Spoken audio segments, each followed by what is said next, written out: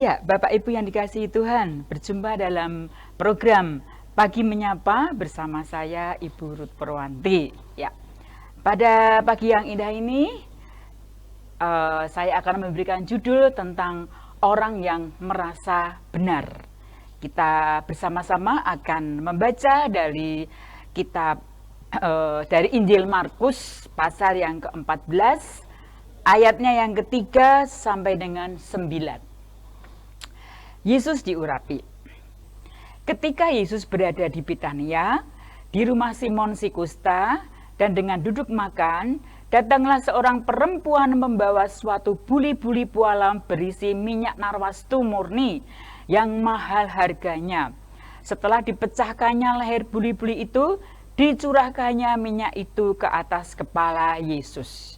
Ada orang yang menjadi gusar dan berkata seorang kepada yang lain, "Untuk apa pemborosan minyak narwastu ini? Sebab minyak ini dapat dijual 300 dinar lebih dan uangnya dapat diberikan kepada orang-orang miskin." Nah, saudaraku yang dikasihi oleh Tuhan Yesus, kisah ini menceritakan tentang Yudas Iskariot yang seolah-olah membenarkan dirinya itu bersikap benar, ya. Pada waktu perempuan itu datang dengan membawa buli-buli minyak narwastu yang mahal harganya, dia seolah-olah tuh minyaknya itu dijual aja, diberikan kepada orang miskin, ya kan? Kan lebih berharga daripada dituang di kepala Tuhan Yesus. Pikirnya begitu, ya. Sehingga ucapan si Yudas Iskariot ini mempengaruhi murid-murid yang lain. Kasihan ya. Murid-murid yang lain itu ternyata terhipnotis oleh omongannya si Yudas Iskariot ini, ya. Oh iya, ya, 4B itu ya. Dan berkata seorang kepada yang lain, "Untuk apa pemborosan minyak narwastu ini?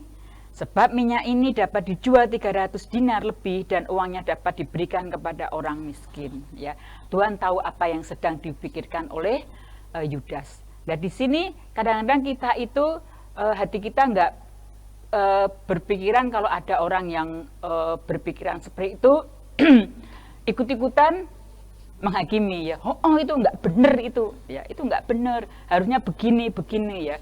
Kita harus peka hati kita kepada Tuhan. Dan Tuhan Yesus sendiri dikatakan di sini di ayatnya, tetapi Yesus berkata, "Biarkanlah dia, mengapa kamu menyusahkan dia? Ia telah melakukan suatu perbuatan yang baik kepadaku." Perempuan ini dikatakan oleh Tuhan Yesus melakukan suatu perbuatan yang baik kepada Tuhan.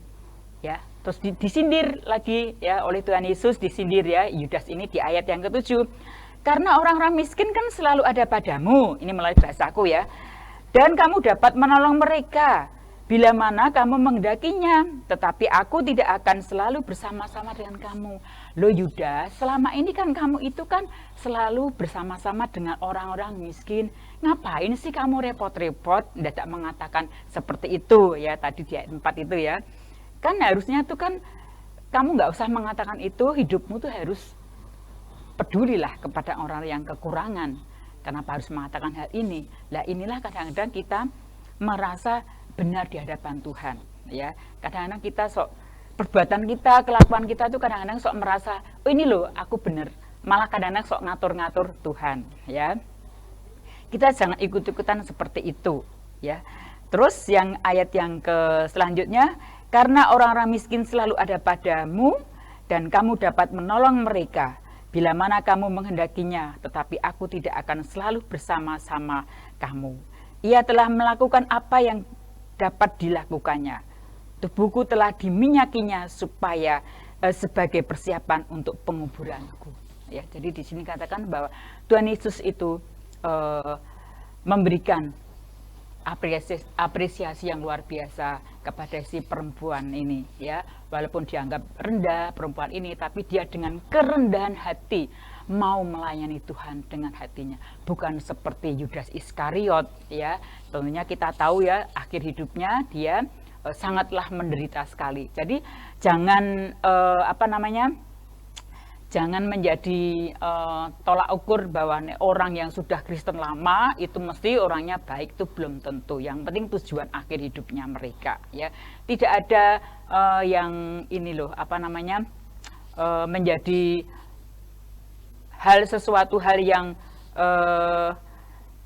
menjadi dasar kalau orang yang sudah ikut Yesus lama, orangnya imannya akan kuat, itu juga belum tentu, ya. Tergantung dalam kehidupan mereka sehari-hari, bagaimana kelanjutannya dia mengikut Tuhan. Tuhan itu hanya melihat hati kita, ya. Kita mau melayani Tuhan atau melayani diri kita sendiri, ya. Baiklah, Tuhan akan menyelidiki hati kita dengan sepenuh hati kita untuk melayani Tuhan. Layanilah Tuhan dengan sungguh-sungguh, apalagi di era akhir zaman seperti ini. Jangan sampai iman kita goyah. Apapun yang saat ini sedang menjadi permasalahan hidup bagi kita semua, jangan sampai kita selalu membenarkan diri. Apa yang dilakukan oleh Yudas ini, ya, janganlah kita meniru seperti dia. Tapi baiklah kita memandang salib Tuhan, Dia yang sudah mengasihi kita, mengorbankan dirinya untuk menebus dosa kita. Kita mau melayani Tuhan dengan kesungguhan hati.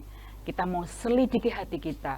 Apakah hati kita sudah benar-benar taat, setia kepada Tuhan Yesus. Selidiki aku, lihat hatiku. Apakah aku sungguh mengasihi Engkau Yesus. Baik saudara, kita bersama-sama akan mengakhiri renungan pada pagi hari ini dengan pujian Selidiki aku dan lihat hatiku. Selidiki aku, lihat hatiku, apakah ku sungguh mengasihimu Yesus. Kau yang maha tahu dan menilai hidupku, tak ada yang tersembunyi bagimu. Telah kulihat kebaikanmu yang tak dapat habis di hidupku.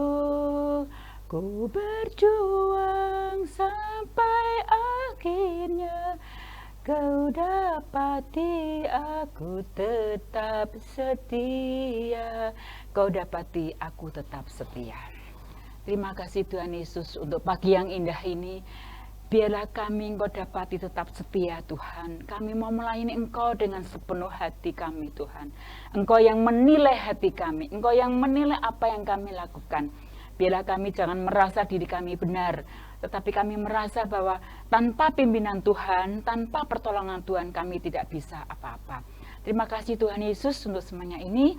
Kami akan melanjutkan aktivitas kami. Biarlah Tuhan yang akan memberkati kami.